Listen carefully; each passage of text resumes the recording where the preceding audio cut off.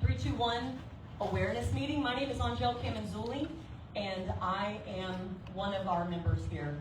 We've been around for 5 years, and our entire goal is to raise awareness and education for what human trafficking is, what it's not, and what you as citizens can do to protect yourself and those around you, whether you know them or like them or not.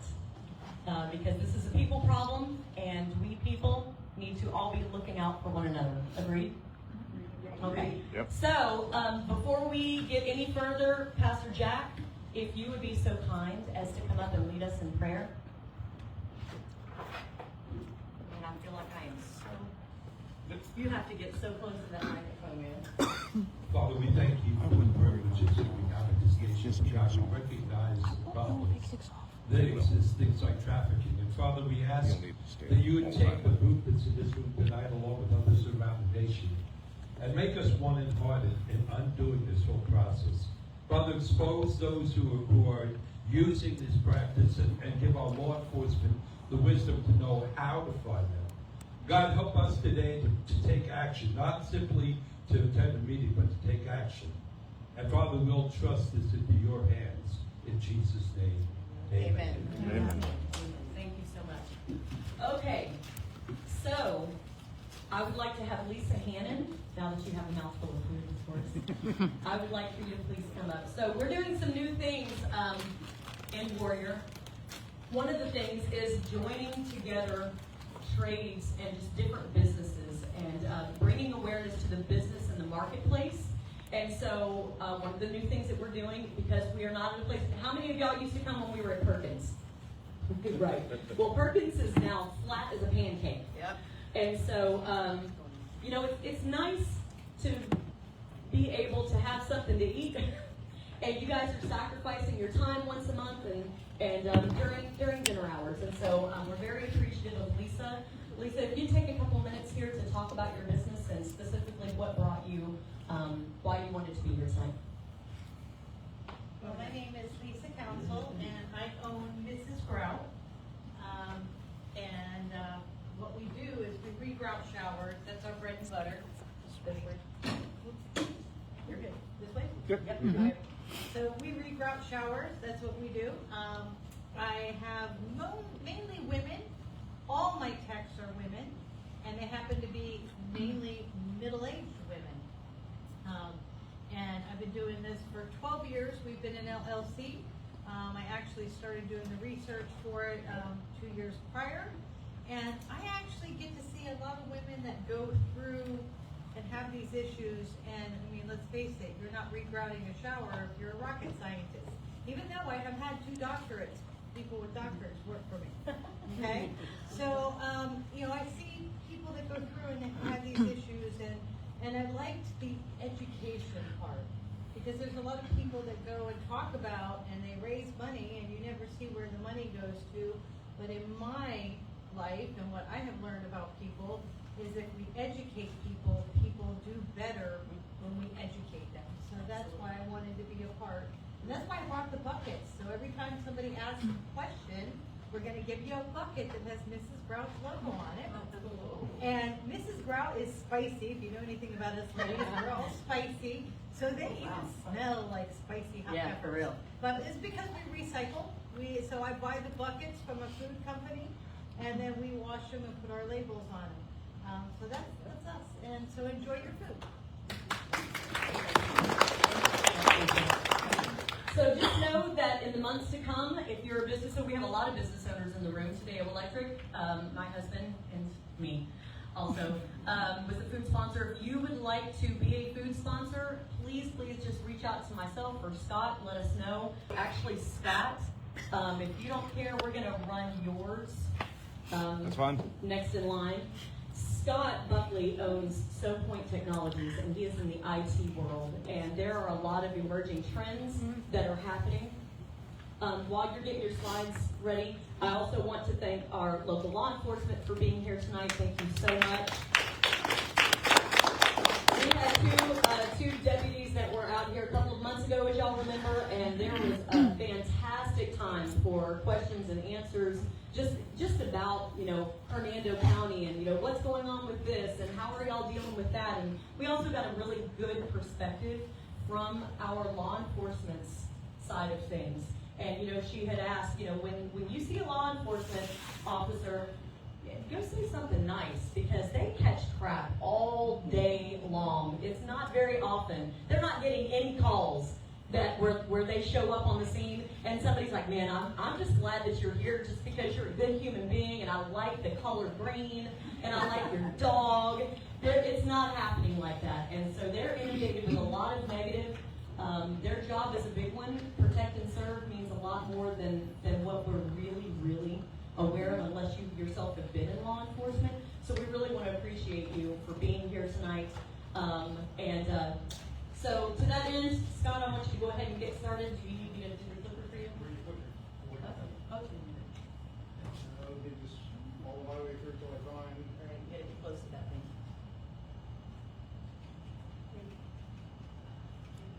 Maybe not. Maybe not. Maybe not. The all-powerful clicker. One second. There you go. That one has to be.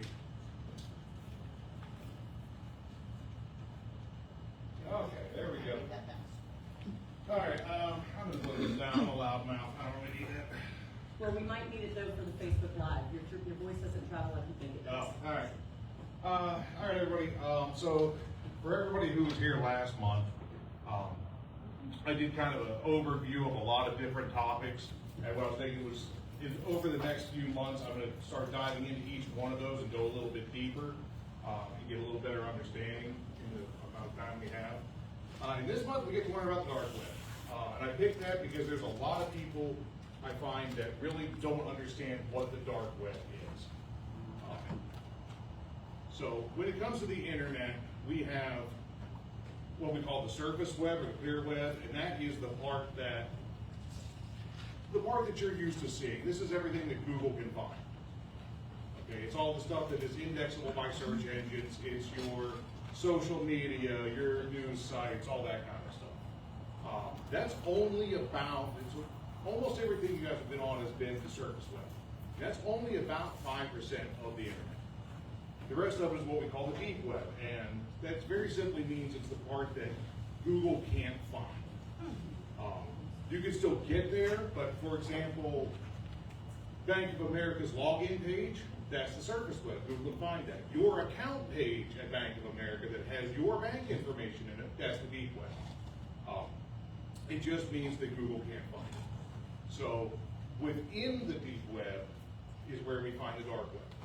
Now, it is part of the deep web because obviously Google can't find it, but it's also where the deep web, if you know where to go and you know the credentials to get there, you can get to it. That's not the case with the dark web. The dark web, you actually need special software to be able to get there. There's several different protocols that are in use out there. By far the most common one is Tor. It's the Onion router. And it's very easy to tell a Tor website because where we're used to things ending in like a .gov or a .org, those end in .onion. Tor stands for the Onion router because of the layers. But you can take that .onion website and you can plug it into Google Chrome and you will not get there. You have to be running through a Tor browser. That is the only way to get to there. And because it relies, the entire dark web is built on anonymity. That is the number one reason it exists, is for anonymity. The way it works, and the reason it's called the Onion, is imagine if you sent a letter to your friend in Colorado. You would stamp that envelope with, this is where it's coming from, this is where it's going to. So you have the origination and the destination. That doesn't happen in the dark web. So that letter, somebody could grab it out of a mail sorting center in Cleveland, and it'll show where it's coming from and where it's going. When you're going through something like Tor, each stop only knows the stop before it and the stop after it. You're going to go through at least 5 different nodes, and none of them know the whole path.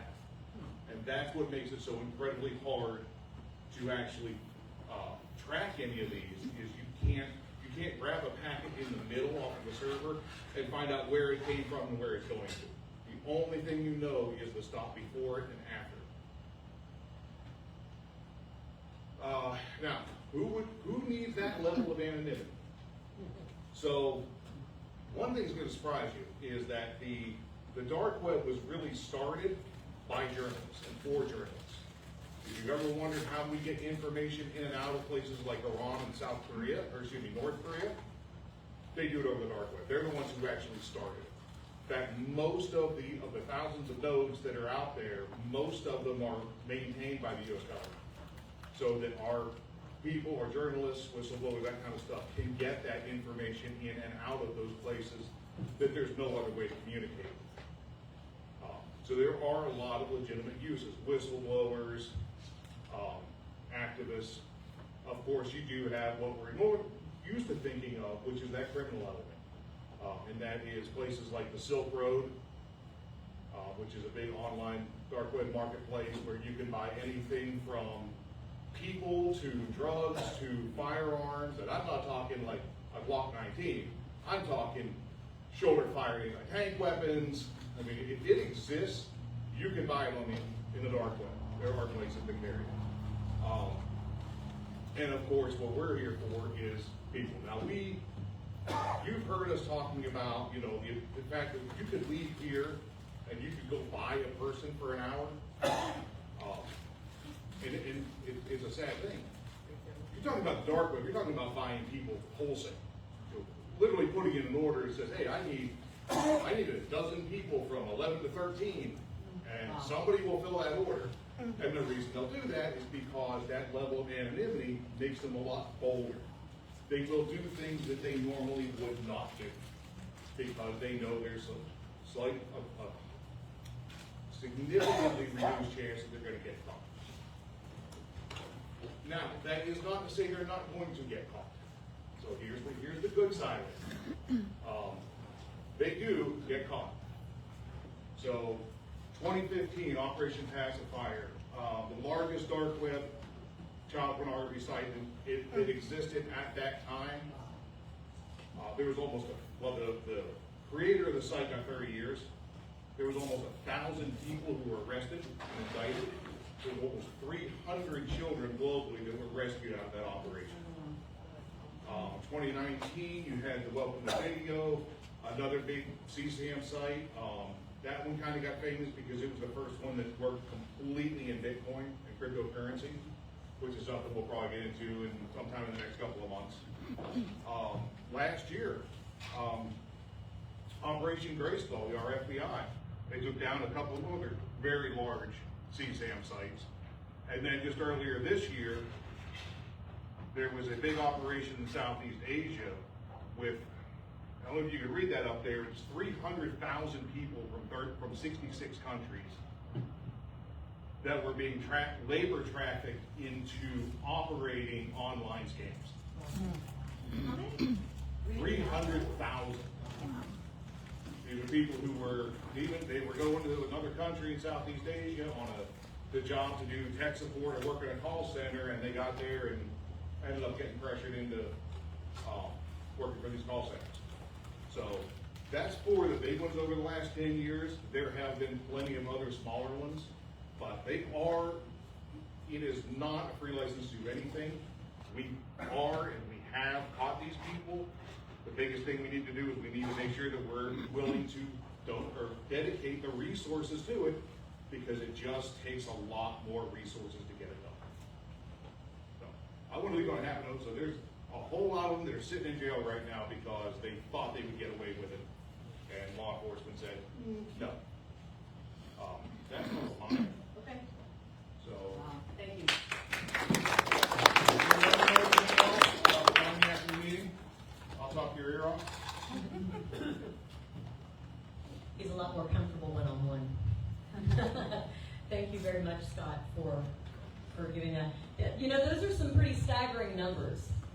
And Can you read that last one? 27 million. Down more. down, oh, I'm sorry. 27 million people are estimated to be exploited globally for labor, services, and commercial sex. So first of all, you know, the word million, okay, it's a very big number. And some of our brains just kind of stop there, like million. That's just, it's too much, too big. But I want you to think about how many people that would be. How many, right off the top of your head, anybody, if anybody knows the current demographic, I wish I knew this right now. How many people live in Hernando County? 220,000. Say it again? 220,000 people live in Hernando County? Approximately, yes. Tampa has almost 1 million. Tampa has, okay, so let's go with Tampa. And Tampa's huge. Tampa has almost 1 million people, so 27 Tampas are estimated to be exploited all over the globe this year. So it would be very easy in the moment to say, you know what, that's the world. We're here. This is just Hernando County. You know, we've got some good Christian schools. We've got good public schools. I live in a very safe gated community, or I live out in the middle of nowhere. I've got 10 acres and I've got guns. So let somebody come on my property. You know? There is a level of safety that we feel in the moment, and it's not guaranteed. As a matter of fact, nothing in this life is guaranteed. I'm so glad you're here, Lisa. So we're going to bring it now. Alyssa's going to give us some information on the legislative side of what she's got going on. Yes, ma'am? The state of Texas has 27 million people. Okay. Yep. So imagine every single person in the entire state of Texas, all of Texas, gets trafficked this year. All of them. Every age, every nationality, no matter where they're from, 27 million people. Thank you for looking that up. I appreciate it. Okay. Alyssa, if you don't mind. So Alyssa is our very first intern with St. Leo College. And so I am going to pass the mic over to you and also to Clifford. And so please give us your update. Hello, everybody. My name is Elizabeth Bueller, and this is Philly, my service dog, as most of you should know. I'm going to be talking about a bill that was just introduced nationally this week, or excuse me, last week, and it's called the Sex Trafficking Demand Reduction Act. So what it goes over is it prohibits buying a person for commercial sex. So we know that there are 3 types of people who are involved with human trafficking. You have the buyer, you have the survivor or the victim, and then you also have the trafficker. And most of our laws go after the trafficker and support the survivor. But what we also need to do is go after the buyer, which I will talk a little bit more about in a minute. So it also educates sex buyers. So somebody may not know as a child, which a lot of us may think, okay, well, probably shouldn't go to a strip club. But why shouldn't you go to a strip club? Well, a perfect example is a strip club. Most of the women there probably aren't there for the reasons that they should be. They're there because they don't have money and they've been given false promises. Or they're there because they were forced to be there. And you wouldn't know that on the outside. So a lot of women, prostitutes for a perfect example, they're out on the streets. Why are they out on the streets? A lot of them are there for reasons that the same thing as the strip club. But then they're given a quota for a night of how much money they need to make. That quota can differ from each trafficker that they have. So a perfect example would be a survivor that I've done a case study on. She had to make $2,000 a night, and she would make between $50 to $60 per sex act that she did with one individual. Putting that together, that's about, I think 30 if my math is right, I'm not the best at math. people per night that she had to sleep with just to meet that quota, so that she did not make her trafficker mad to where she would either get beaten up, get her privileges lost, etc. So I think that's just something to put into perspective. Another thing is it reduces sex tourism. Now, sex tourism is a nice example, is many people are coming soon for the World Cup. I think we all can agree on that when that happens, more people are bringing these survivors around those hotspots because there is more of a demand for people to want to buy people because they have the money to, because they want to get away and have sex with somebody. But at the end of the day, it's harming a lot more people than that. So the education part of that is to, if you know anything about domestic violence and you've heard about a batterers intervention program, it's something along those lines where that abuser or buyer who has purchased somebody would have to go through some sort of class to learn why the reason of what they did was so wrong. Because unfortunately, it has become very normalized to purchase sex, to go online and watch porn, to go over to the strip club and go spend money on these people. So just kind of keeping that in mind as well. And then it also raises the standards and training on human trafficking nationally. So that would be for your law enforcement, for your FBI, for your legislators, everything. Increasing that amount of training would also help because now we're going to have more people going after the buyers, which does reduce that demand. So this is what Alan has always gone over, is the human trafficking triangle. And I never want to take that spotlight from him because he did teach me this and I'm very thankful. So on one side, we have the trafficker. And if you don't know what a trafficker is, that's a person who is basically the pimp of those survivors. Then you have the survivor who is being bought, who's being sold, and then you have the buyer. If I were to go out and arrest every single trafficker in the world right now, probably within a week, there'd be new traffickers that replace their spot. If I were to do the same thing with the victim or the survivor, same exact thing. They will be replenished because at the end of the day, that buyer is the demand. Without ending, if you're trying to end human trafficking, one big theory, which I would agree on, is going after that buyer. Because you can think of so many different things. There's so many kids who want all these squish toys, the Neatos. I'm sure a lot of people in this room know what those are, the little fidget toys.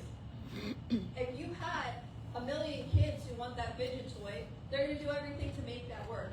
But now, if these kids don't want it, they're not going to make it. Same exact thing when it comes to human trafficking. We need to reduce that demand. So what is not represented in this act so far, which there can always be edits to it, is labor trafficking survivors. What is labor trafficking? Labor trafficking is when you are being put into factories, farms, etc. to create something. Well, if you think about it, a lot of us are kind of buyers in that industry without even recognizing it. If you think about a t-shirt that you may have gotten for $5 and you're like, wow, I got such a good deal on this. That could have been made in a factory or a sweatshop over in China or somewhere else in the US. I don't think we really realize that because we're all sitting here like, oh wow, this is a great deal. But in reality, there's other people in the world who are forced to do that. Or people who are working in the strawberry fields in Florida right here. They're being paid pennies to do that. Working all day long, probably not even given their papers. They're told that their papers are here, maybe they don't even have their papers. So it's another thing to keep in mind. Forced marriage survivors is another one. So we do recognize that as human trafficking, where there's an arranged marriage. That is not represented in this bill right now, but it could be changed.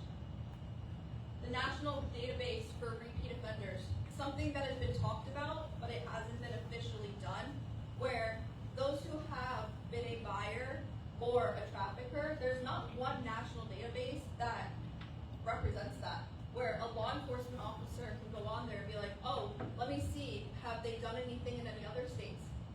So now we can hold this person accountable more than once. Because they may have done it 5 times here, but then they've only done it this one time in Florida. How are we supposed to figure that out unless we have the right connections? Intervention classes for offenders. So I think that, you know, when you talk about those education classes, there's the one part of it, but then you also have to take into accountability how many times are we offending and how many times are we allowing them to completely take these classes over and over, and how are we adjusting them? And then online platform accountability. So social media is a huge way that we are exposed, we are finding people who have been exploited. And social media platforms, they're not being held accountable. How is that fair? How is it fair if a child were to go on Roblox and they are getting told to go onto another app and everything? How are they not held accountable either? So I think that that comes into question when we're buying somebody. Are we seriously saying it's only when it's in person, or are we doing online exchanges as well? And the last thing is that they haven't quite put together what this means when we go back a couple slides to prohibiting buying a person for commercial sex. Well, what is the penalty? Are we only doing it where they're just going to start with a misdemeanor, or are we going to go higher? We don't know that answer yet. So I think that it's something just to keep in mind, as it could be a good penalty, or we might be starting small just like it is in Florida right now. And that is for adults, I'm not talking about children. So if you were to buy an adult right now, and you got caught, let's just say on the off chance, you're looking at 3rd-degree misdemeanor, maybe, led down to a disorderly conduct. How is that justice for a survivor who has been put through that trauma, maybe once a night, by that one singular person, maybe more than once? You don't know. How is that justice? How is that fair to somebody who has gone through such cruel and unusual punishment for something that they've never done?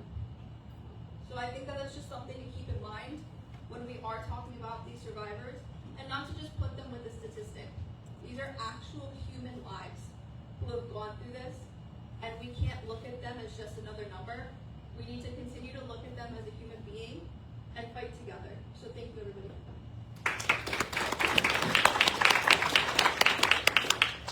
Thank you so much, Melissa. Wow. So, talking about human trafficking in our county, nobody wants to think about that, if you think about that. Our sheriff is here. They've got jobs that are harder, like I said, than most of us have the ability to understand, because we're not doing those jobs. There's some things that they're allowed to talk about publicly, and there's a lot of things that I am sure that they're not. It could jeopardize an ongoing investigation. They're not trying to lead on to anything that particularly that's going on that's going to clue in the person that they're trying to zero in on. So in our community, sometimes I think that the rap that our law enforcement gets, not just here, literally everywhere, is, well, what are you guys doing? Why aren't you protecting and serving? Be easy on our law enforcement, you guys. And he's here tonight. I'm sure that he will be able to answer questions later if you're able to stay. But their jobs are really hard.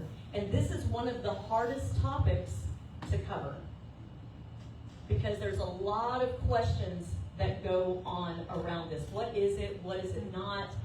What's the difference between human trafficking and prostitution? You know, all of the girls, thankfully Hernando County does not have strip clubs, but Pasco, not very far from here, you can just go right down there, and you can't tell me that any of those girls are being human trafficked. Think again. Think again. That'll be something that we talk about in the near future. I do have a survivor that has said that she would love to come and speak. And we're going to have to work out exactly how that's going to work, because normally we live stream these things, and I don't know if we're going to live stream it that night. Her testimony to us is going to be more important than a public platform. So I'll let y'all know when that's going to be. That's going to be a meeting that you definitely do not want to miss. So I want to bring this now to Hernando County specifically with the topic that I'm going to cover this evening. Maybe. Am I? Okay, here we go. All right, so who in here's got kids? Grandkids. You know, this is not, I think I said this last month, this is not the world that we're living in that my grandparents raised me for. This isn't the world that I raised my kids for. They didn't have social media and different platforms like Roblox, for example, where they could get on and have an entirely separate life aside from the world that I was trying to protect them from.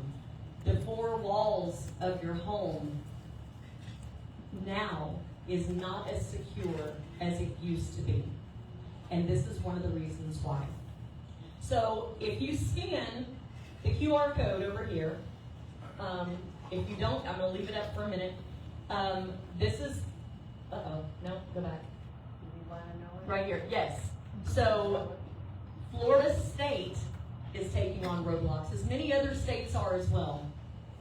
And because of the damage that is being done to children of all ages, and y'all, I mean, old enough to get onto a phone. I've got a 2.5-year-old granddaughter that can take my phone and get on that sucker. I don't know how she got it to bypass. She bypassed my facial recognition, probably because her little face looks so much like mine. But listen, where there's a will, there's a way, and that's good and bad, and innocent and otherwise. But this is the QR code. It will take you to the 76 PDF page for the Florida State lawsuit. Thank you. It's actually Office of the Attorney General, State of Florida, Department of Legal Affairs is the plaintiff, and Roblox Corporation is the defendant. And I want you to know that the things that we're going to talk about, which are the allegations against Roblox, and we're not going to go deep dive in depth, we don't have time for that. But I want you to know that they are denying every single one of them. Every single one of them. Were y'all able to successfully pull up the QR code? No, it goes to Roblox. Okay. It will be on Facebook tomorrow when I upload all of the slides, and I will have the link where you can click on it if for some reason you're not able to get onto it here.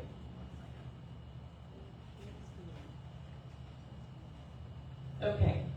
So I'm going to spend a few minutes discussing some of the key allegations contained in the recently filed lawsuit in the state of Florida against Roblox. It was just filed last year. Matter of fact, it was December 11th, 2025.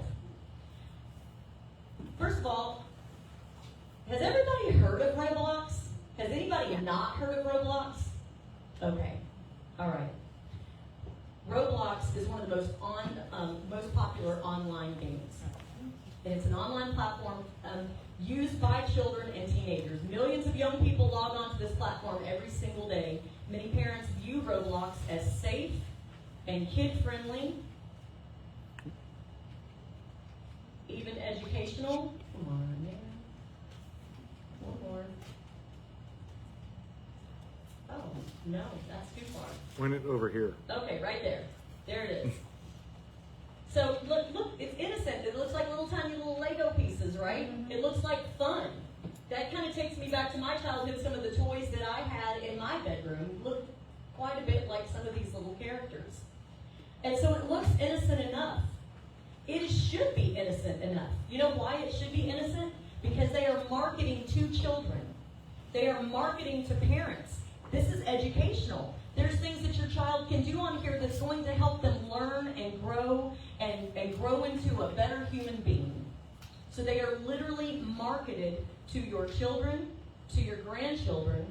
If you're a caregiver, foster mom, foster dad, to the children who have been entrusted into your care. It is being marketed to the children, and to you. My granddaughter is 10 years old. She wants to fight me all the time. My daughter will call me, she's like, talk to your granddaughter right now about Roblox. So I'll put her on the phone, and she's like, Layla, everybody's doing it. She goes to a Christian school in Inverness. All of my friends are on Roblox. I'm the only one that's in my, and they're picking on me, they're bullying me. I want to be able to play. And we continuously say no. Because it is not the innocent depiction here. It's far more nefarious than that. And why is it nefarious? Because predators understand something that many parents do not. Children gather online now.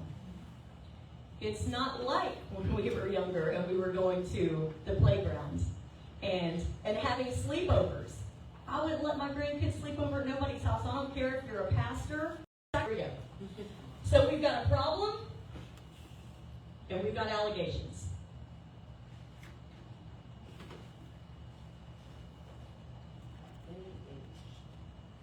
There is no age verification that is required for Roblox.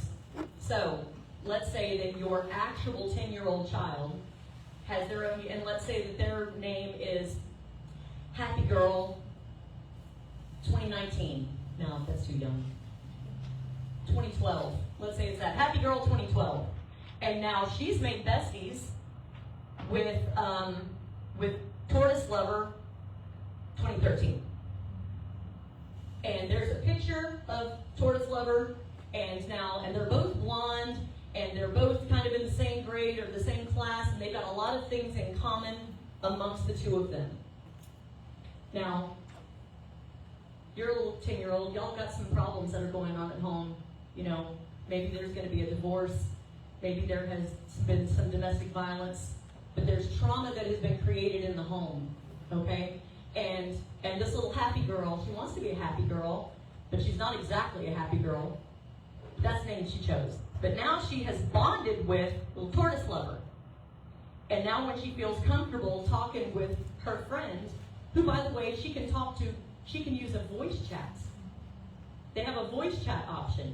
Well, that seems like it, okay, well, you can hear the other little girl's voice on the other end of that, except that there are voice modifiers that also are accessible. So what sounds like a girl that is your child's age doesn't mean that that's not a 54-year-old man. Or, hey, how about a 53-year-old woman? Because women are on the rise for being predators. It's not just for men. And their plans for the children are not good. Otherwise, why would they create a profile that does not actually represent their age, their name, their life, their lifestyle? Right? Does that make sense? Okay. So it enables predators to exploit children through games' virtual currency system, with some reportedly offering Robux in exchange for explicit pictures. Explicit pictures. So there would be some parents, and I have these conversations often, you guys, and listen, I want to tell you right now, I say this in love, I'm not trying to offend anyone. This might even represent you.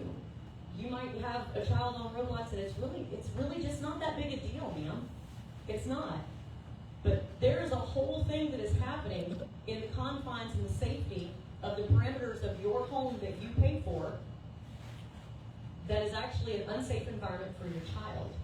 While you're cooking chicken or salmon and your child is in their bedroom with the door open or closed, that is the most unsafe place in the world for your kid, is to be in their bedroom with a device in their hand, especially if they are on platforms. And I'm not just trying to just demonize Roblox. There's other platforms too. We're talking about Roblox because of the billions of dollars that they're being sued for.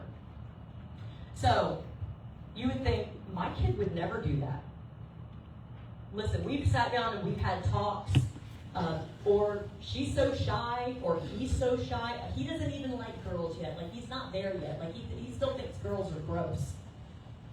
Y'all, and if you want to read the 76 pages, I have them printed here. I am happy to stay and let you flip through them. You can take pictures, whatever. I'll have the link for you tomorrow, and you can read for yourself. The reason why this lawsuit is happening is because children have actually committed suicide. Children under the age of 12 years old were exploited online in their own homes. And then the pictures and the content that was shared back and forth with who they thought was a trusted friend, that was safely distanced maybe somewhere else. Maybe my friend lives in Alaska, so I ain't gonna worry about them doing anything. That's not the world that we live in anymore. And so then they make nefarious threats. If you don't do X, I'm going to release these pictures online. Oh, by the way, I know where you go to school because remember you told me. Oh, you sent me pictures of your house. I know your neighborhood. It's a different world. Previously used default settings that made it easy for adults to directly message minors are still in play. So, are there parental settings on there where you can either restrict altogether or minimize different chat features? Yes. But if you've left that in your child's hand, do you trust? And I'm not trying to put distrust against you with your child, but listen, people are people of all ages. If you're wanting to do something, you're going to find a way to do it. And now, if they bonded with this little friend in Alaska that seems to be a very safe distance away, and you've taken away the chat feature, they're going to find a way to be able to reconnect with their friends. So one of the ways that happens is it starts on Roblox, but it doesn't stay on Roblox. Then they switch over to Snapchat, Discord. On the table, the center table right here, I thought that I had more printouts, and I will have more for next month, but I encourage you guys, I've got a handful that are on the tables up here. Take a picture of the front and the back of this stand. There are approximately, I'm sure there's more than 30 at this point, 30 apps that are known to be used in trafficking people. They are offered as platforms where, hey, let's get off of Roblox, let's go over here where we can actually have a whole conversation. Like a real, as if the conversation they're having on Roblox is not good enough. Let's move it over to Discord. Oh, you don't have Discord? Oh, just download it really quick. If your child doesn't have particular safety settings in place, they're able to download it will. And it happens. Roblox is marketed as safe and family friendly despite allowing young users to simulate sexual acts within the game. Now, I'll tell you that a long time ago, I was dating somebody who had a 3-year-old son, and he let him play this racing game. And you're able to create your own character. And the 3-year-old child, I walked into the bedroom where he's just got carte blanche. He has created a character for himself, and he is doing money like this for a simulated stripper on a pole. He's 3. He's 3. Now, he learned that from somewhere. We broke up, clearly. So it's not just Roblox, but these things are happening, and they are at an immediate disposal for your kids.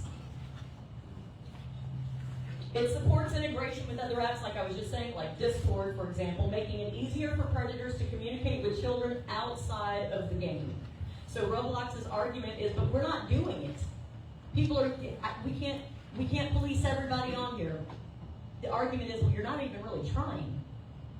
76 pages of documentation of why Roblox should be held accountable for the things that are happening to the children that are using their platform. Okay. So the allegations are false advertising. I'd say that's pretty well correct. Inadequate moderation. Adults and children can occupy the same spaces because, again, it doesn't require age verification. So a 60-year-old can be 12. It is user-generated content. So going back to the millions of games that can be created inside the platform of one game, that's very, very hard to moderate. And that is where grooming and exploitation happens. And why is it happening? Because profits matter. Follow the money. Who's making money off of these things? Who's making money off of your children? And it is platforms like this. So I'm going to end with this, and I want you parents and caregivers, grandparents alike, I want you to take this so seriously. I want you to have conversations with your kids around the dinner table, please. My daughter's, when she was 5, she had a teacher that would send home questions for us to ask around the dinner table, and one of them was, if you could be a fruit, what would you be and why? Well, I'm going to ask you to ask harder questions because, again, this is a different world that we live in. So, do you really know who your child is talking to while gaming? I promise you the answer is no. I promise you. The answer is no. But having the conversation helps to change that. Do you know what apps your child uses after leaving Roblox? Make sure that you take a picture of the front and the back of the 30 apps. And then have a conversation with your kids. Would your child know how to recognize grooming behavior? Hey, how about a better one? Do we know what grooming behavior looks like? Do we know? There's a survivor that every time I get the opportunity to hear her speak, I run to it. And she says she didn't realize that she had been trafficked. She just thought that it was life because it started at home with her family. And so then she was labor trafficked, and then she was taken off, like she wasn't labor trafficked long. They took her right into the strip clubs, and she was barely a teenager. So there were the VIP rooms that like you had to go through so many different security checks because they wanted to make sure that their prime piece was not going to be exposed before they made their money. And she ran away. She was able to get out of the grip of the person who had trafficked her. And she was hiding in ditches, and she was trying to take little baths in 7-Eleven bathrooms, and she was a teenager. I'm talking like 16 years old. And she had already lived this life for her whole life. And so she was a mess, and she was walking out of the gas station, and this guy pulled up in like a Benz, like a really nice car. He gets out, he is very well dressed, so much so she doesn't even want to make eye contact with him, because we don't have nothing in common. And he said, hey, how do you think he was able to hold her attention once he finally convinced her to look at him? You were beautiful, Mom. That's it. You're beautiful. What? Right? Just like that. Wow. Just like that. He was a smarter groomer. And it wasn't very long at all before she found herself down in South Florida, turning tricks in hotel rooms. She was just wearing nicer clothes. The last question is, have you reviewed your child's privacy settings on Roblox and other gaming and social platforms? Facebook, Instagram. They are starting to be held accountable. And they're getting squeezed and they don't like it. Why do you think they don't like it? Because it's hitting them in their pockets. It's not because they give a rip about our kids. So we have to care more than they care. We have to. Does anybody have any questions about Roblox? If I've offended you, I've done it in love. I've done it in love. Please go home and talk with your kids, talk with your spouse, talk with your significant other. I don't know what everybody's home is like, but just have conversations that are going to actually create real safety in your home. So you can go to sleep at night with peace and knowing that your child's going to be okay. And it might look a little different in everybody's home, but just start having the conversations. Yes, ma'am? I understand that the law enforcement does what they can to try to take care of it, but it's out of their hands once it goes to the courts. What are we locally doing to get the courts to have more harsh rules to where? That is a wonderful question. One that I'm not going to put you on the spot for right now, or if you wanted to. Come on up, Shell. Thank you for your question. To say it's a difficult subject is a huge understatement. Even talking about, she said something that really hit home, and I was going to mention if I had the chance, is that sometimes these the victims, they don't even necessarily see themselves as victims because they're hooked on drugs and so forth. It's very insidious. But talking about the court system, I think we have judges in Hernando County that, based on case law, based on the strength of the case, and a lot of that depends on, sometimes it depends on victim testimony, sometimes it depends on witnesses, because every case is different. Every case is fact specific based on that particular case where you have enough evidence. But I will tell you, we're pretty fortunate that we have some pretty conservative judges in Hernando County, and they give very stiff sentences usually, depending on what the facts are. Of course, you have a whole lot of things that come into this, and you know, our system is not perfect, but it's one of the best in the world. And you know, a lot of it has to depend on the prosecutor, whether they think it's a prosecutable case. And you know, defense attorneys, their whole job is to get that person off. That's their whole job. Make sure their rights aren't violated, and you know, get them off if they can. And so if there's any chink in the armor that maybe nobody has any control over, they may have to sometimes plead it down to something that we may, on the outside looking in, may say, boy, that does not seem sufficient for what that person did. But if the case is good, they're pretty good at it. Again, everything is relative. You're probably not going to find too many law enforcement officers because of what we deal with that say that person should get a break. Sometimes we do. Sometimes there are people that are victims of circumstances, and maybe not in this type of case, but you know, drug cases and so forth, because of their home life, maybe they need a break, a second chance, or whatever. When it comes to sex crimes, not so much, because they found that people usually can't be rehabilitated when it comes to sex crimes. But if the case is strong, we're pretty fortunate here. But I think that's, you know, pay attention is one of the big things that we try to, and I know the state attorney does a pretty good job too, of putting the follow-up of what happens with these cases. And it may be 5 years later that you finally get a disposition, and the person may or may not have been in jail the whole time, depending on whether they're given bail or not. And you know, the 8th Amendment to the Constitution says we have the right to have bail until we're found guilty in most cases. So all that stuff enters into it, and it may look on the outside like, man, that person got a slap on the wrist.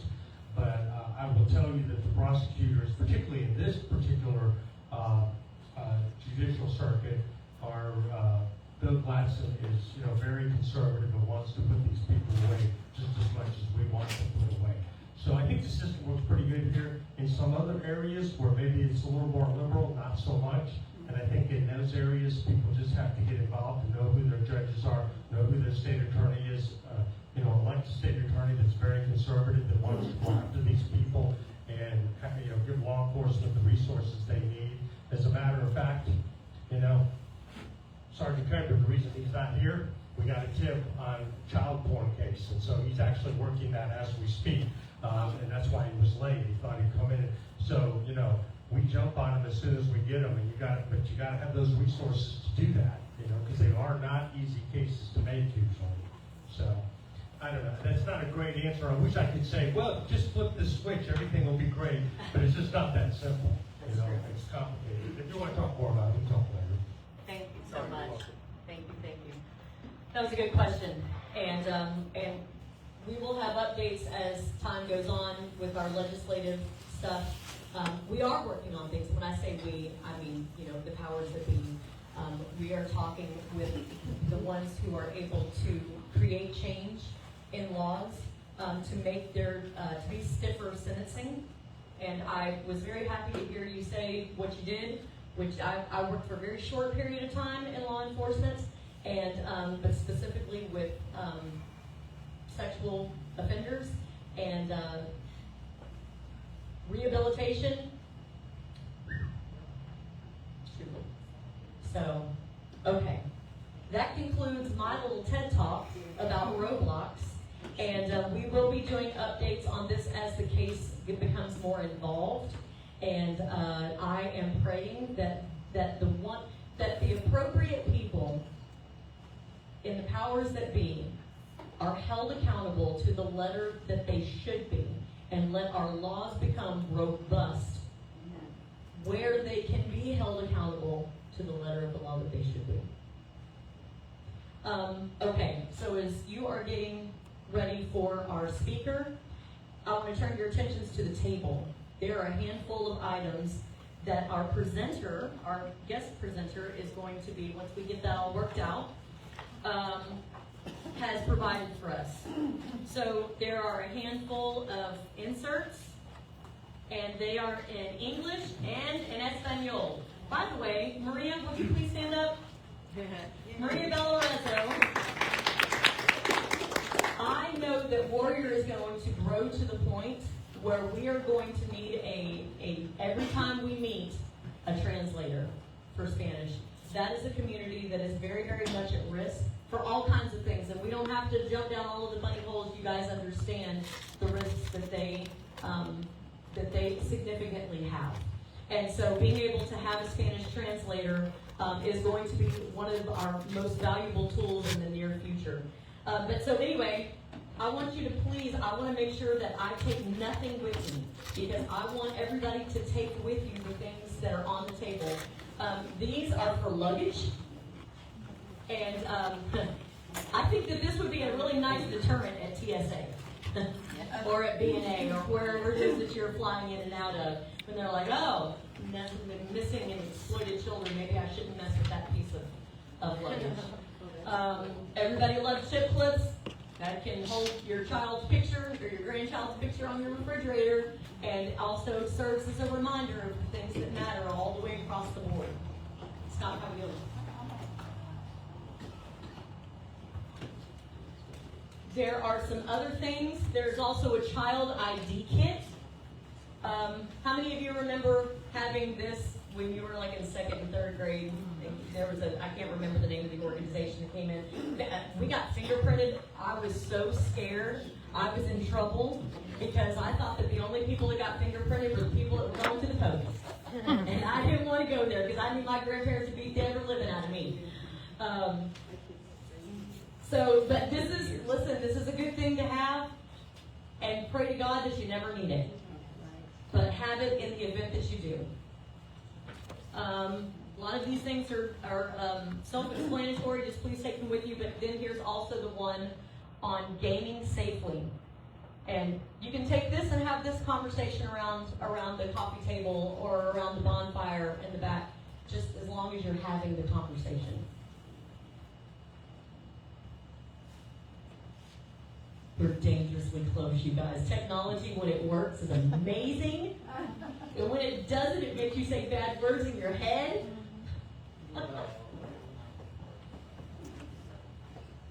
Here we go. All right. So our presenter tonight is with the National Center of Missing and Exploited Children. I would definitely encourage you to go to their Facebook page, follow them. Make sure that you follow them, please, because they offer a lot of really good tips. They're giving a lot of updates on cases that matter nationally, and some of those are Florida's cases. And they are part of a larger network that is also worth following. If you go to our Warrior page, you can see the different pages that we follow as well. This is Casey Jones. And is she on? Casey, are you there? Give me just a second on the audio to get the audio We restarted. can see her. Thank you very much, Casey. There you are. Thank you for being with us tonight. Thank you for looking like your picture. This is awesome. I'm going to put the microphone down. Casey, you've got plenty of time to talk. So I don't want you to rush through anything. I want you to take your time. Wonderful. Thank you so much. Can you guys see me? Yep. Wonderful. Okay. Hi, everyone. Good evening. My name is Casey Jones. I'm an outreach specialist with the National Center for Missing and Exploited Children. I've been working with the National Center for almost 7 years now. I started as an intern, and then I worked in our call center, intaking reports of missing and exploited children from law enforcement, from parents and families, and sometimes even the kids themselves, calling in tips and leads about missing friends, or wondering why there was a missing persons poster of them on Instagram, right? Calling in at the National Center, until I joined our outreach team just 4 years ago. And so now I work with the National Center to share our resources on a more national scale, and share all of the different programs that we have available to our community members and our public and law enforcement for free. And so a little bit about the National Center for Missing and Exploited Children. We have a free partnership. It's the Find Missing Children to reduce childhood sexual exploitation, and to prevent future victimization. So if you've ever been out in the community and you saw a "Have You Seen Me Missing Child" poster, or maybe you got an Amber Alert, or maybe you read an article that said a cyber tip line report led to the arrest of someone who downloaded child sexual abuse material.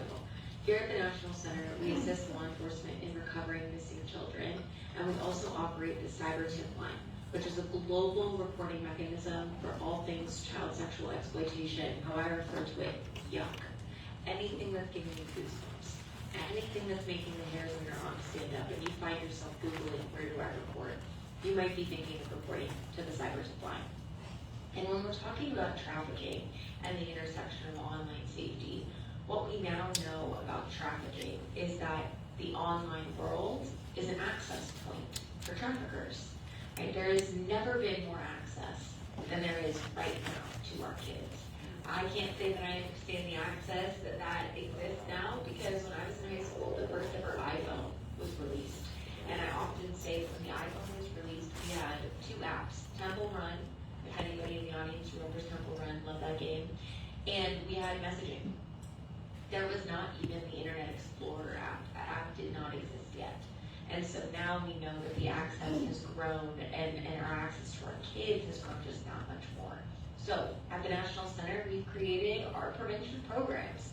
Our first prevention program that was created was called Kid Smarts, and it is still amazing and accessible on our website.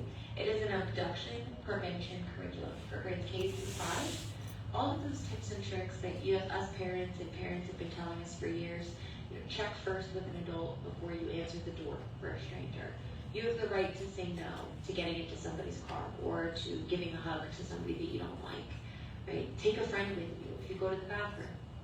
All of those tips and tricks that we already teach our kids, but put into an amazing PowerPoint presentation with videos and caricatures and easy to read along words for parents and community members and guardians and teachers to be able to have these conversations with our kids about personal safety in both English and Spanish. Now, when in 1998 we created the Cyber Tip Line, we started to get a massive amount of reports from the public about children being exploited online. And we knew that something needed to be done on the prevention side of the house. And so we created NetSmarts. NetSmarts is our K-12 prevention programming for internet safety, knowing that the internet is a touch point and an access point to our kids. And what's the most important part about our internet safety curriculum and NetSmarts is that we recognize that this curriculum and this program has to be available for our adults as well. And so what these programs do, and what this particular presentation is going to do, is to empower us to have these conversations with our kids. We not only want to empower kids to be reporting to adults, but we also want to be empowering adults to be having these conversations. And I heard some folks earlier saying, yes, have that conversation with your kiddo. You're going to hear me say that at least 10 more times. Have that conversation. That two-way conversation about safety and risky behaviors is our best defense against exploitation. And what this NetSmarts curriculum is meant to do is to engage our kids in having an active role in solving their problems safely. And by providing these resources to our community members and the public to be able to make those conversations that much easier. So let's dive into what some of those risks are. Now, I mentioned that back in the day, right, Temple Run and messaging were some of those apps that we had online, but Facebook was always around, and I remember some of the biggest concerns was a mean comment being posted on a Facebook photo, or an embarrassing photo being posted of me on Facebook and me being tagged in it. Right? That's what I was the most afraid of happening to me online. But now we can see that there are so many more risks associated with our online life. Not just exposure to inappropriate content, but the lack of online privacy. The ability for individuals to communicate with our children and entice them online, or what's commonly referred to as grooming. It's sexting or sharing inappropriate images, which is nothing new, but remains a risk. Sextortion, that is where we're seeing like that threatening behavior coincide with inappropriate imagery. And of course, cyberbullying. But cyberbullying, as we know, has taken on a whole new form with the access that we see and the amount of applications that are available to our youth now. And every time I get these presentations, I often am talking with our adults, and they're like, okay, you know, what's the app though? What is the parental control? What is the one app that I should not let my kids download? And I'm sure we're all ripping our seats wondering what that one is. And unfortunately, I have to tell you that there is not a single parental control that's going to catch everything. There is not a single app that is going to stop exploitation dead in its tracks. Technology can't catch everything. Communication is our biggest defense. And one example that I like to give is my nephew ran away. Imagine that. My 14-year-old nephew. But my older brother lives in rural Alaska. Story for a different time. He lives in rural Alaska. And he called me, his baby sister, and I see on Facebook that my nephew has been reported missing to the Alaska State Troopers. And if you know anything about Alaska, right, they don't have local jurisdictions of law enforcement. They have the Alaska State Troopers. And so my nephew in rural Alaska steals his bicycle and bicycles 12 miles to the nearest friend's house in rural Alaska. And we're talking 2-lane roads. They have moose crossing signs. There are wild moose, okay? The absolute drive my nephew had to have to bicycle all the way to his friend's house. And my brother was pissed. He called me up in arms. I can't believe this happened. I can't believe that the parental controls and the apps that I put on his phone didn't catch this. I have keywords. I have all of these steps in place. And I said, well, Brad, the app's not looking for, I hate my dad. The app is not looking for, my dad just doesn't understand me. The app is not looking for, can I come over to your house, to my best friend John, who I talk to every week? That's not what the app is looking for. So it wasn't going to catch that situation. You would have had to have communicated with your son through all of those different arguments that you had that week to get to the bottom of why he wanted to run in the first place. And so what we know about technology is that there isn't going to just be one catch-all. A lot of these situations are going to be from conversations. And I'm just going to be frank too, a lot of kids aren't going to come up to us and say, hey mom, I'm being sextorted. Or, hey dad, I'm a victim of violent extremism online. They don't have those words in that language. They might not even be able to articulate that that's the situation that they're in. It might start off as, I got an inappropriate message, or I got a message that really gave me the ick. Or they're talking about TikToks online that are making you think, is that a little extreme? Right? That's going to be some of those signs that you're going to start to see, and those are going to be your touch points for that conversation. And I'm sure you're wondering, well, how do I talk about these risks at all of these ages? Knowing that we can't just be talking to our high schoolers and our middle schoolers, because even 5-year-olds have access to tablets now.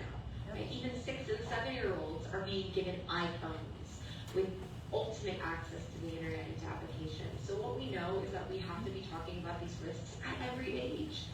With our younger kids, we can be talking about etiquette, and that is our word for being a good online digital citizen. You know, not using capital letters, because that means that you're yelling at someone. And I use emojis. And then as they get older, we build on those blocks that we've already discussed. And we talk about cyberbullying. When they're younger, we identify inappropriate content. That is anything that makes you feel mad, sad, scared, or confused. You come and tell me as someone that you know and trust. And then as they get older, we can put language to what inappropriate content could look like. And that could include images around sexting. When they're younger, we're talking about why we don't share mom's phone password with all of our friends and family. Right? And as they get older, we're talking about why we don't post our personal and private information online. And finally, with our younger kids, we're identifying and starting to build those blocks of not everyone you meet online is who they say they are. But knowing that meaningful relationships are made online every single day. When our kids went into school for COVID, how did they meet their teachers? How did they meet their school counselors? How did they meet their coaches? Online. And those relationships were meaningful. 50% of adult marriages and relationships are started online. So we know that meaningful relationships are capable of happening on that platform. But what we also know is that children are so much more vulnerable on these platforms. older teenagers, we have to recognize that there is an ability to make a meaningful relationship online. That's possible. We're not saying that every single person that you come across online is a terrible person or is a stranger danger incident. But we do have to create policies for if you want to meet your friend offline. So, hang on, everybody bear with me. Let's say that your kiddo plays the same game every day after school with their 5 best friends. And one of those best friends was met through online. But you as a parent, you know who this kiddo is. Maybe you've done your due diligence. You've gone onto the platform. Let's say it's Call of Duty. You've played a couple of rounds of Call of Duty with them. You have the rules in place where all of the chats and the online communication has to be out loud so you can hear the conversations that they have. And your kiddo comes up to you and says, hey, I really want to hang out with John. You know John, you met him online, but I know that he's an online-only friend. And that's our opportunity to come up with a safety plan for what we're going to do in those instances. Okay, just like we would do with any other play date. I might want to meet John's mom, or I might want to talk over the phone and ensure that we're having a common meetup place. Maybe we meet up at the mall, or maybe we meet up at the local pizza shop. And you guys can meet up, play around, pick up basketball, all hang out at the pickup, at the pizza shop to make sure you're doing okay and you're safe. And if that works out and you have a great time, then we can try that again. We have to be allowing this dichotomy of the online world being that place where there is danger, of course, but also knowing that there are friendships, there is connection, there are meaningful relationships happening, and how do we land right in the middle to make sure that we're keeping our kids safe on all of those fronts. So one of those topics is by establishing what inappropriate content is and what that means. Inappropriate content is not just inappropriate imagery. It's not just sexual imagery in nature. It's also illegal behavior, offensive language, violence, threats, underage drinking, drug use, hate speech, fight videos. All of that is considered inappropriate content. And where we might even be going down a more extreme pipeline is when some of that more extreme gory content is being exposed to our kids, desensitizing them to some of these issues. And so when we're talking about inappropriate content with our littles, I like to identify those feelings, mad, sad, scared, or confused, because that covers such a wide range of things that they could possibly see, and opening you up to having constant conversations about what they might be seeing online and identifying those feelings early and often. And as they get older, identifying what that inappropriate content might look like and what they can do about it as they get older, making sure that we're also putting some autonomy and some choice and control back in their hands. So if you come across some of this inappropriate content, here are some tangible action items of what you can do. Turn off the screen. Use the back button. Tell a trusted adult, like a parent or a sibling, someone that you know will help you. And reporting that to the website of the app, and of course reporting it to the CyberTip line at cybertiplive.org. And you'll see that web address used throughout this presentation as we continue to point folks back to reporting to the CyberTip line. Now, when we're talking about online privacy, what I really would like to talk about is really the lack thereof. There is a complete lack thereof online privacy. And what we often don't think about is what's okay and what's not okay to post. So I offer a couple of examples out to the audience to just start to ruminate on and to think on. So in my off time, I'm a cheerleading coach for high schoolers here in my county at my alma mater, ages 14 to 18 years old. And often at the start of the season, I ask parents, what's in your kiddo's Instagram bio and how much information about them can you find out? Just based on their bio alone, not whether or not their account is private or public. That's a conversation for a different time. But what can you see in their biography? And with a lot of kids now, and it's not just mine, but you might see their full name, first and last, as their handle. And then you might see the initials to their high school, CHS class of 24. And you might see CHS cheer, their cheerleader and football player. And so just based on just that alone, I know their first and last name, the initials to their high school, what sport they play, and the year they graduate, so we know their age. So we're thinking about online privacy a little bit deeper. I also like to think about back to school pictures. Johnny is the cutest 4-year-old who's ever existed. And mom is so excited, and dad is so excited for him to go back to school. But Mom and dad got their Facebook when Facebook opened 20 and 30 years ago, and they've been just friendly people left and right, like we all did, right?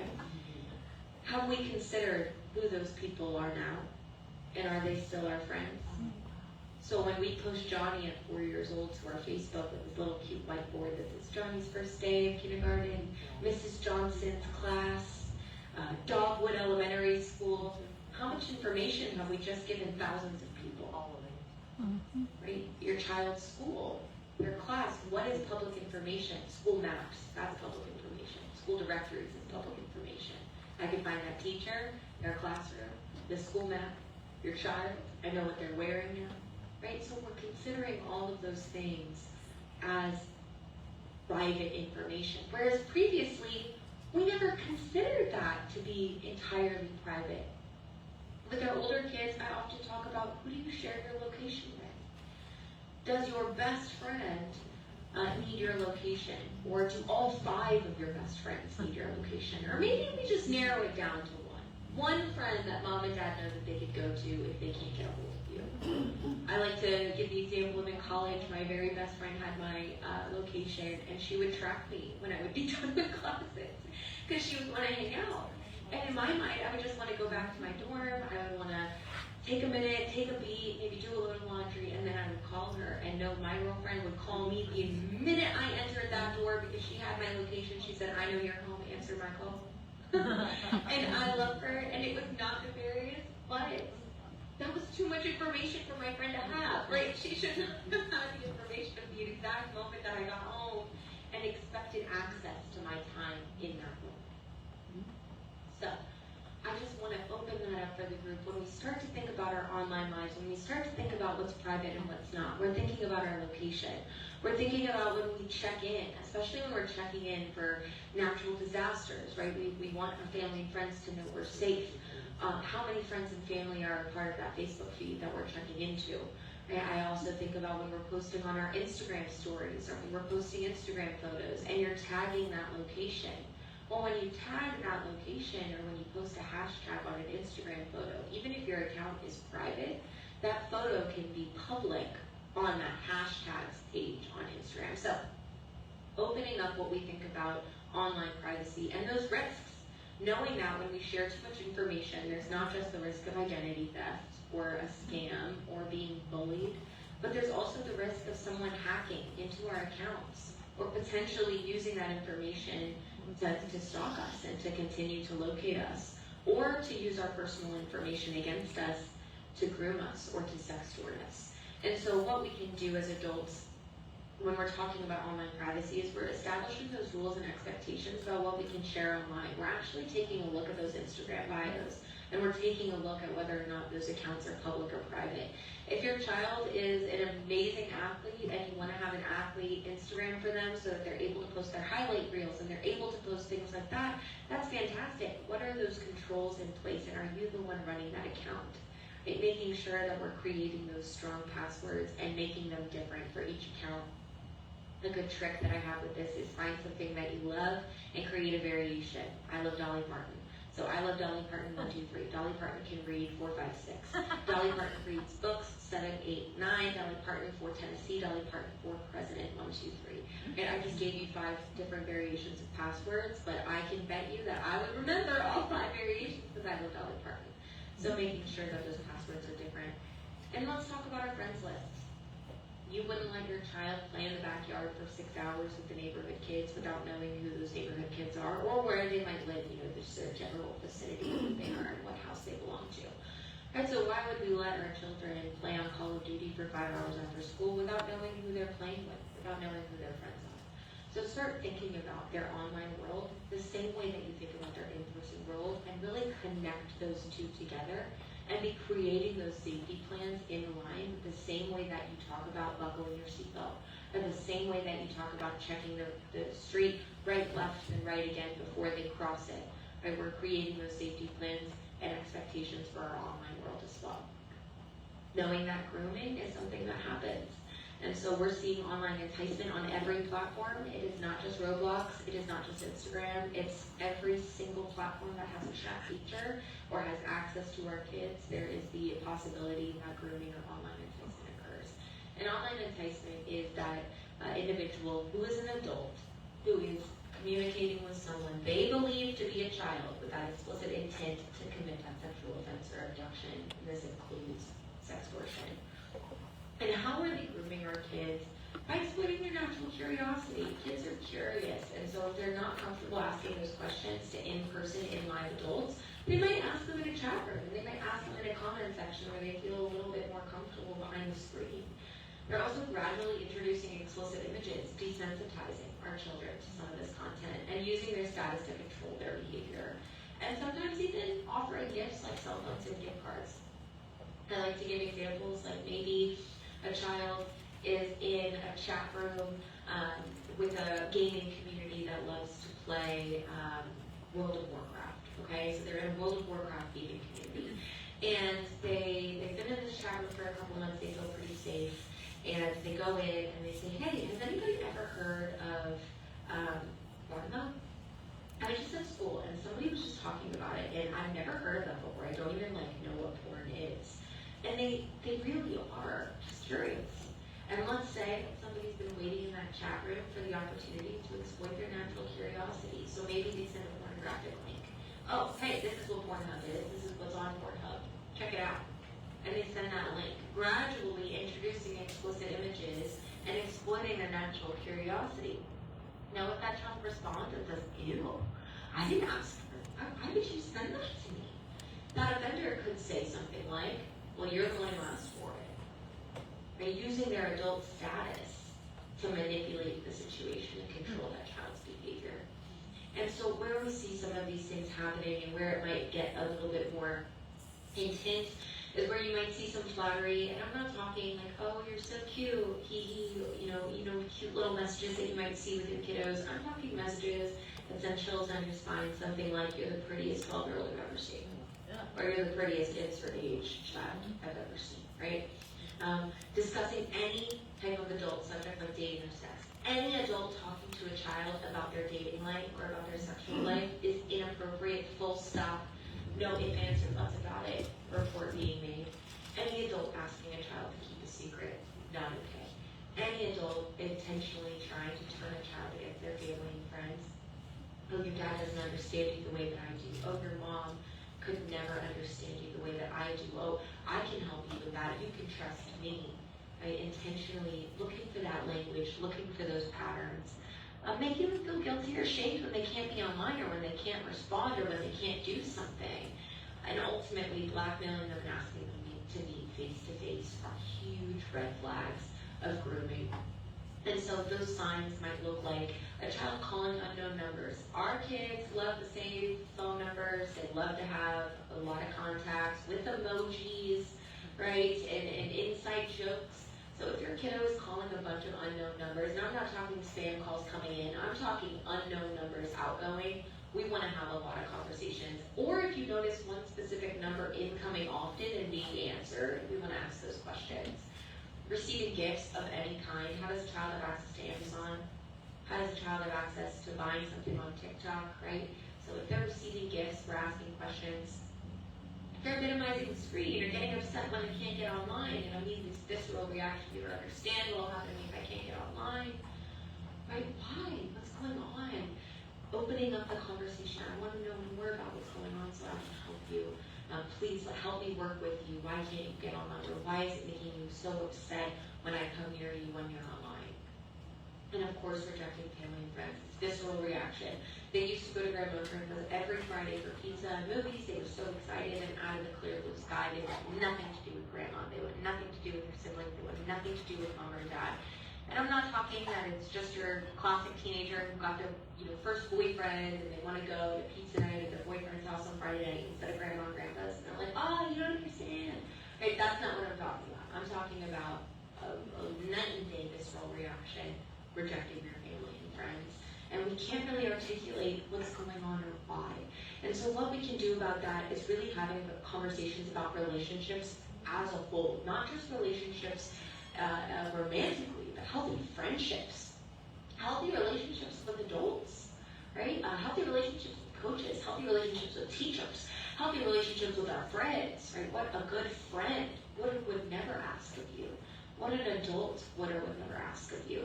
And making sure we're setting those policies for them so that we know when or if something ever did happen, they know that we have a safety plan in place on what we're going to do. We're going to report to the cyber tip line. We're going to call local law enforcement. We're going to make sure we're reporting to the platform, and we're making sure we're getting our kiddo all of the support that they need after that. Knowing that our kids are capable, and this is a real chat log that was reported to our cyber tip line, where this offender reached out to a child and said, want to trade? And the child said, trade. And the offender said, like nudes, I'll go first. And the child said, no. And the offender sent an unsolicited, obscene material to that child. And the child said, bye, you're gross, keep some clothes on. And what I've often referred to when we talk about these things is, have you ever heard a pedophile say that was the first time that they downloaded child sexual abuse material? Yeah, right. What are the chances that this was the first time that this message was sent through the letters to a child? So what this child did without really realizing it is potentially save hundreds of other kids from receiving this exact same message, who could have otherwise not known that they could report it. And so knowing that we can report anyone who sends our children obscene content or imagery, anyone who's asking our kids to send images or speaking to them in a sexual manner, any adult or anyone who's asking our child to meet in person, you don't know who they are, you can make a report to the cyber tip line. If your gut is telling you to do it, trust your gut. And really briefly, I'm going to go through some of these other trends that I mentioned, like sexting.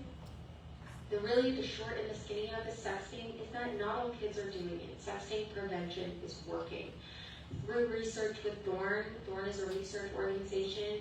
Feel free to check them out. They have great research studies that have just come out from 2025, so we'll be updating this. But in their research studies, only about 20% of teenagers that they have asked this question to have said that yes, they actually sent a sexual image of themselves on their own. And what that tells me is 80% aren't doing it. 80% of our kids aren't actively sending that imagery. So what that tells me is that our prevention is working. And the way that our prevention is working is that teenagers and our kids are saying that they're not sending these images because they are terrified of where they might end up. They're terrified of the adults in their life seeing it, that this image will get leaked or shared or will become viral.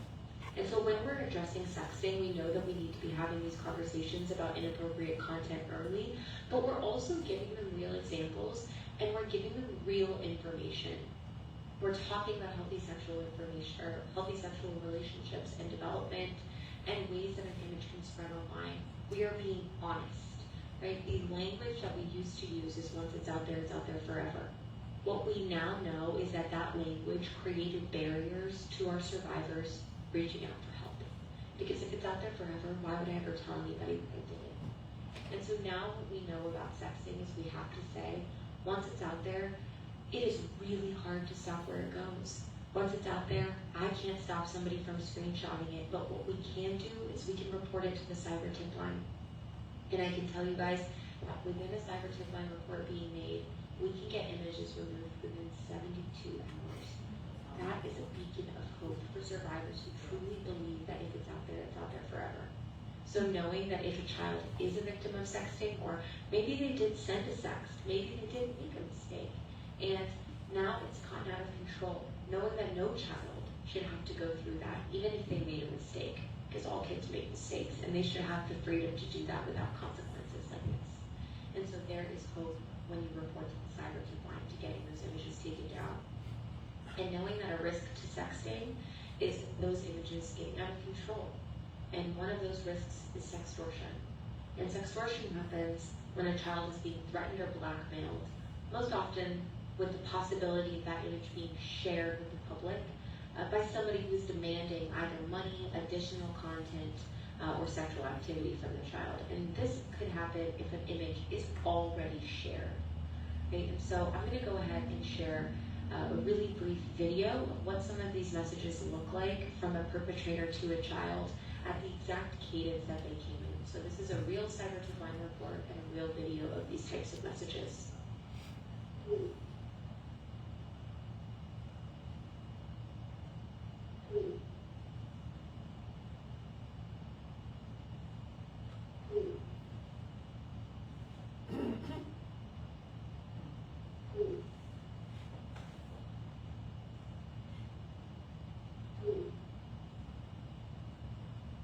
you can notice the manipulation, you can notice the tactics, you can notice the cadence, pressure mounting. That's on purpose to back our kids into a corner.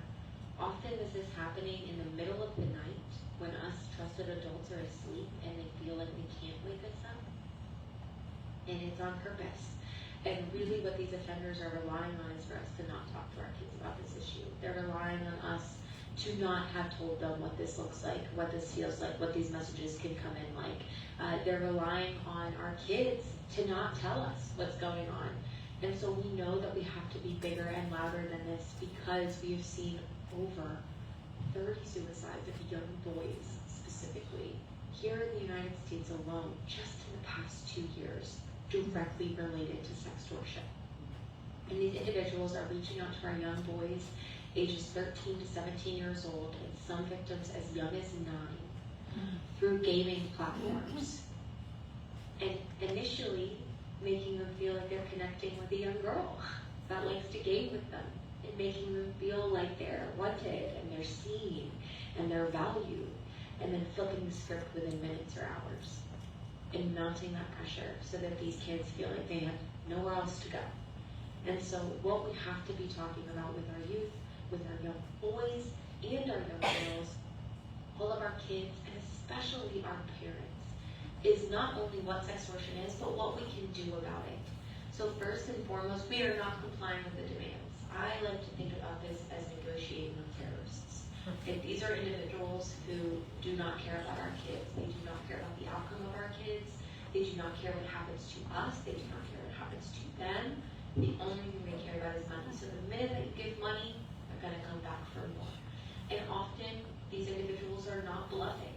So if they say that they're gonna share this with your Facebook, and they send you screenshots of their Facebook friends, they just might start sending those messages to Facebook friends. And so as parents, as community members, we have to buckle in and know that this storm is not over yet. And when we report to law enforcement, when we're not complying with the demands, that they might just take it a step further, and that we have to buckle down the hatches for the hurricane and make sure that our kids know that we are gonna continue to fight that good fight and make sure that we're not complying with those demands. We're reaching out to the local law enforcement, we're reaching out to the cyber tip line. We're not deleting the account because law enforcement needs that account, they need the messages, and some law enforcement might even get into that account and might want to see if they can message that offender. So making sure we're reporting it to that app as well and to law enforcement.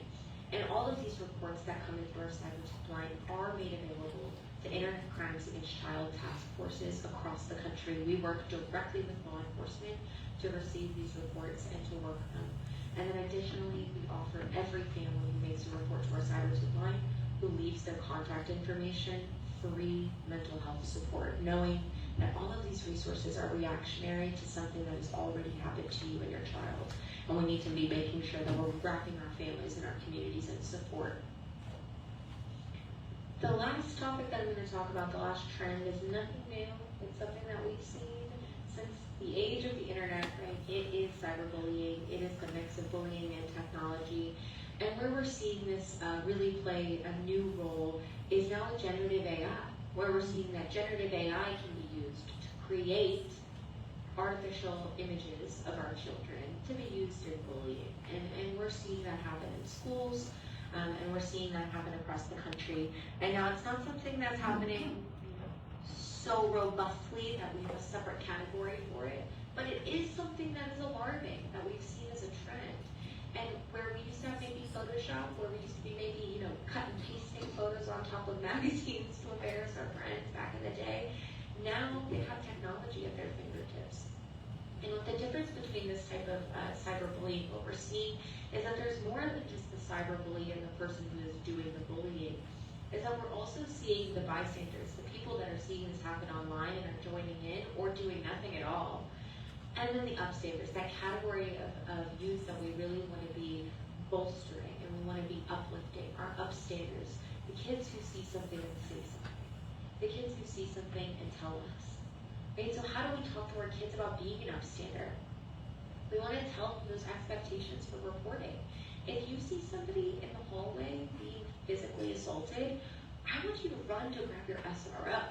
Right? You're not intervening, you're running to grab your school resource officer, or you're running to grab the nearest teacher. right? Just like if you see something online, if you see an image spreading, it stops with you. If you're the one who gets an image and you know that this is a non-consensually shared image and you should not have received that image, you have to tell a trusted adult and you have to make sure that that stops with you. That's our expectation for our family on what happens if you see something. If you see a child being bullied or victimized online in the comment section, you're making a report. You're making sure that you're reaching out to that child and letting them know that they are supported, that they can talk to you if they need someone to talk to. Helping them report the cyberbullying and making sure that we're talking and re-emphasizing we are not forwarding, we are not joining in on mean or inappropriate content about another person. And earlier I mentioned, there's always going to be, is there a technology option? And all of this has been about having those conversations with your children, but I will say that there are some options, right? There are some filtering, monitoring softwares depending on what type of technology you have or what type of application you use, depending on your cell phone provider. But I'd also say, is an iPhone the best thing for an 8-year-old? I don't know. Could everybody have a Nokia brick phone like the rest of us? You gotta learn how to text using the 3 keys. You gotta learn how to memorize phone numbers in case of an emergency. I feel like flip phones might make a comeback. Right? Looking at these individual apps and seeing what makes the most sense for your family. Does TikTok make the most sense for your family right now? Or do we want to wait until they're older? Does Roblox make the most sense for the age right now? Or do we want to wait? Right? Does YouTube Kids or just opening it up to the regular old YouTube channel make sense? Exploring those built-in security features, not just on your own devices, but also on the platforms that you're utilizing. If your child has an Instagram, I want you to have an Instagram. If your niece or nephew has a TikTok and you really want to be helping and making sure that you're following along in their safety journey, I encourage you to follow their TikTok. Y'all, I learned a lot from following my niece's TikTok. Yep. Not just like on, how to be what's going on with the youth, but also what I tell my sister about what's going on with her TikTok. Like, did you see on Lorelai's TikTok what she did last week? She's like, yeah, I saw I knew about that. I'm like, oh, okay. Well, at least someone knew about that. And so knowing that you have opportunities to be that trusted adult for the youth in your life on their social media platforms and apps as well. And leaning on us here at NCMEC for resources on how to have these conversations at netsmartskids.org. We have coloring books and activity guides for our little kids. And then we have graphics and animations on how to have these conversations later in life in their teenage years. We have tip sheets for parents on how do I talk to my kid about sexting and what is sextortion and what do I need to know about it. And same thing with tip sheets for educators. We have resources for law enforcement on different resources and opportunities for educated and for learning opportunities here at NCMEC. And resources for community members on different learning opportunities through NCMEC Connect. And of course, our Family Advocacy Division, I'll reiterate, it is free crisis intervention and peer support, mental health and community referrals, reunification assistance, prevention strategies, legal referrals, all available for free. You do not have to have an active case. So if you're a community member and maybe your child disclosed abuse to you from when they were a child and it happened 3 years ago and you don't know where to start, you can call us. Or if your child was missing 2 years ago and they're home now and they're safe, but you're terrified that they could go missing again, you can still call us. You do not have to have an active case to be eligible. Reach out for more information at ncmic.org/support. I know that was a lot of information in a very short period of time. All of our information is available on our website at ncmic.org. I also have the information here at missingkids.org/netsmarts. You can still reach our information that way. Thank you so much for your time. I always say that it takes a village to raise a kid, but it takes an army to protect one. So thank you so much for being part of that army.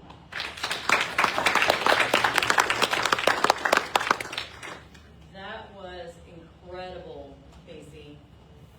Okay, here I am. Does anybody have any questions for Casey? We've got a couple minutes before we disband. Yes, Pastor Jack. Would it pay to screenshot if somebody put something bad up, screenshot it so that even if they get rid of it off their computer, you still have a record? Like when she showed the texting thing, would it pay to teach? Casey, did you hear that? Were you able to hear his question? Yes. So if you're making a report absolutely can submit screenshots of nothing explicit. So, right, we don't want you to take a screenshot of anything explicit in nature, of course, regarding children. We don't want you to have that content on your phone. I'm sure law enforcement in the room is like, please don't screenshot that. But if you do see text messages or if there's evidence, right, of a sextortion incident between a child and you did want to screenshot that just in case, you know, something happens to the account, yes, absolutely, having those screenshots is wonderful for law enforcement's evidence. That's a great question. Does anybody else have questions? This is a great opportunity. Yes, ma'am. So I was gonna say that there's a father in South Carolina, he's the state house representative, his name is Brandon Guffey, and the school board conventions that I go to, he was at our last one in Louisville, Kentucky, and he spoke. His 17-year-old son in Gavin, he died by suicide in July 2022, after he was the victim of an online sextortion scam. It's where the predators tricked him into sharing intimate photos and then they blackmailed him for money. So that night, it was about midnight, and he'd gotten up, he had a drink of water, and his son was scurrying around the house. So he walked past his son in the hall, and as they brushed each other's arm, he said, "Good night, son, I love you. You going to bed?" He said, "Yes." And he said about an hour later, he heard what he thought was maybe he fell in the shower, in the bath, like it was the worst sound. He said almost like a bowling ball, he said, fell from like the top stand onto the ground. That's how bad it sounded. Never in his mind did he put two and two together, but when he went in there, he had shot himself and he killed himself because what he was doing, or they were doing this, when he was running for office, he's an elected official, so he said that I will ruin your father, I will ruin your family, I will embarrass your dad, and so this kid was having to hurry and scurry and run and grab whatever this person was saying that they needed at all times, $200, $100, gift cards, whatever, and it became so much that, and this kid thought he was dealing with a girl, and it was a girl his age, and so he thought that this girl liked him, and then he said he was so embarrassed and so humiliated over it all, and I guess he had told somebody that he felt, you know, embarrassed, and he just knew that he was going to shame his dad, and his dad said the ironic thing to the whole story is the dad says we talked, and we always talked about details, intimate details. I knew that my kid wasn't perfect, I knew my kid had been sexually active, I knew that my child had done things, and we were able to have that open communication, and he wasn't embarrassed to tell me, even though he was ashamed, he still had those conversations with me, we worked through them. He said, so as close as we were, I would have never dreamt that it would get to this magnitude of something this severe, that he wouldn't come to me, and instead he felt like he had to take his own life. But at the end of the day, I think it was more to his dad was running for office, and he did not want to embarrass and humiliate his family to that degree. So now he drives a van around, and he goes all over. The van was like an old Volkswagen VW, and they were restoring it. Him and his son was 17, they were fixing it up, and he has stickers covered it, because there's a thing called, I don't know what you call it, when kids sticker something, there's some new thing, kids put stickers everywhere, so the son had done that, so the stickers still remain, and now he drives this van everywhere, and he does all of these different talks, and when he's talking, it's so impactful to see him, and the wife said, why would we degrade him? He was so embarrassed to tell us, why would we go around and tell the world what he did and shame him, when he took his own life because he was so embarrassed, he didn't want no one to know. And you know what the father said to that? Let's talk about it, and I hope you end up agreeing with me so that we can go public. He says, because think about it this way. Yes, he was so ashamed, but he took his own life, and if we can save other lives because of this, that's why we're gonna do it, you know? So it was a lot, so anyway, it was pretty. We're very familiar with that story, and you know, 50 others like it, unfortunately. That's sad. And that's absolutely it, right? They're preying on shame and the guilt and all of those very powerful emotions that us as adults, I'm sure you can, you know, articulate a moment in your life when you felt such intense shame, right? And feeling that at 12, 13, 14, 15, 16, from an adult who's pressuring you and manipulating you and forcing you into feeling that times 10 is you know, really what we're seeing. And so to that parent's point, you know, we're having conversations, but have we said out loud to our kids, if somebody threatens you, I don't even care if you were the one who sent the picture. I don't care if you're the one who started the conversation. I don't care. If the conversation takes a negative turn, you come tell me. I don't care how embarrassing it is. I don't care what pictures you've sent. Yeah. I don't care what conversation you've had. There is literally nothing on this earth that could make me feel differently about you. If you need help, I am going to be your full stop no matter what. And sometimes, you know, we think that we've said that and we think that we've articulated that. And in our kids' heads, you know, maybe they haven't heard it the way that we thought we'd said it. And so, you know, having those continuing conversations and reiterating that and saying it 1,600 ways and showing them a video, right? And talking about it at school and having those continuing conversations in the education space and providing that education to our youth so that if they're with their friends, they can have those conversations together as well, is really where we're trying to lean into prevention by working with a lot of those survivor parents and families and learning from their experiences and taking their suggestions accordingly and really trying to run them. That's awesome. Does anybody else have any questions? That's good about AI. So what are you experiencing, Casey, with this, the new developing world of artificial intelligence and online pictures and things like that? Yeah, so this is getting tricky, and I encourage everyone to take a look. We just released our 2025 impact report, where we actually parceled out the different types of reports we're seeing, and we parceled out generative AI as well. So I encourage everyone to take a look at the hardcore data. With generative AI, we're seeing a couple of different things. We're seeing individuals use generative AI to attempt to create child sexual abuse material, commonly referred to as child pornography. We refer to it as CSAM, child sexual abuse material here. So that's what I'll be referring to when I say CSAM. So we're seeing them try to create CSAM just by texting in a prompt. We're seeing them try to manipulate children who have already been identified in CSAM by putting new children's faces or new children's bodies onto old content. So children who have been victimized are now being re-victimized, and new children are now being victimized on old photography. And then we're seeing them utilize chatbots to have inappropriate conversations. So asking a chatbot, talk to me like an 8-year-old girl. Or asking a chatbot, teach me how to abduct a teenager. Or teach me how to groom an 11-year-old boy. Or, you know, different guides where it's different, more nefarious actions, post-abduction. Whatever you can imagine, we've seen it on that side. So, you know, we're seeing it manifest in all these different ways, but what we're really trying to do with OpenAI companies, getting them to the table, telling them what we've seen, talking about safety, talking about different ways that they can help ensure that there's flags and that there's reporting mechanisms in place for this type of content, making it harder for people to be able to create this type of content.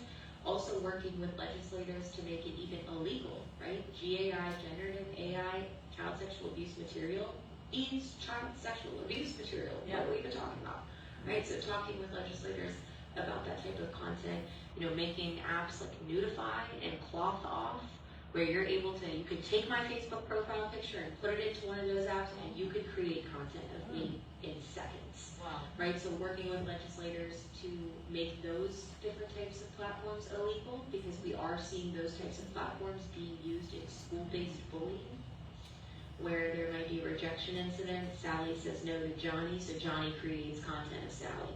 Wow. Right, so we're seeing incidents like that happen.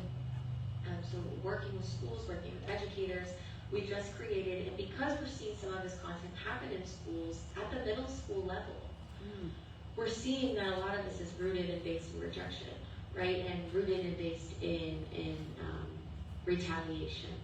And so how do we build empathy and start conversations as early as possible about those types of feelings and ways to maneuver and build those social and emotional skills as early as possible, knowing that we're seeing this come down the pipeline. So we created brand new episodes and tip sheets around generative AI with our Into the Cloud content. So we've got 3 episodes about generative AI. They're fantastic for kids ages 12 years old and younger, about why we don't create images of our classmates, why it's not okay to reshare those types of images, how it might make somebody feel if something like that was happening to somebody that they know and love, or even to themselves.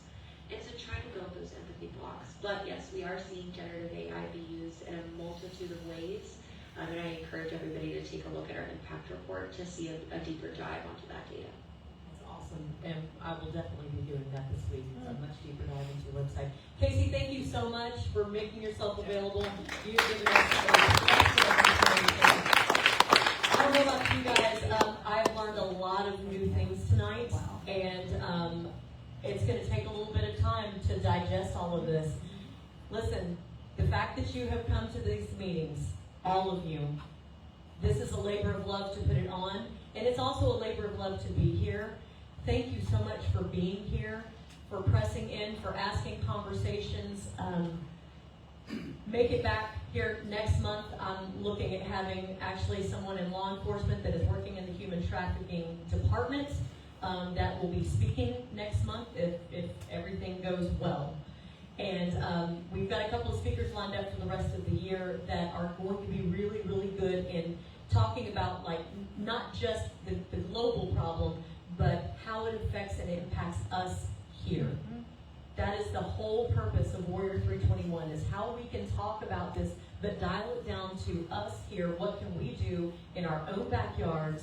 Because together we can stop human trafficking. Thank you so much for being here. Lisa, thank you for the food. God bless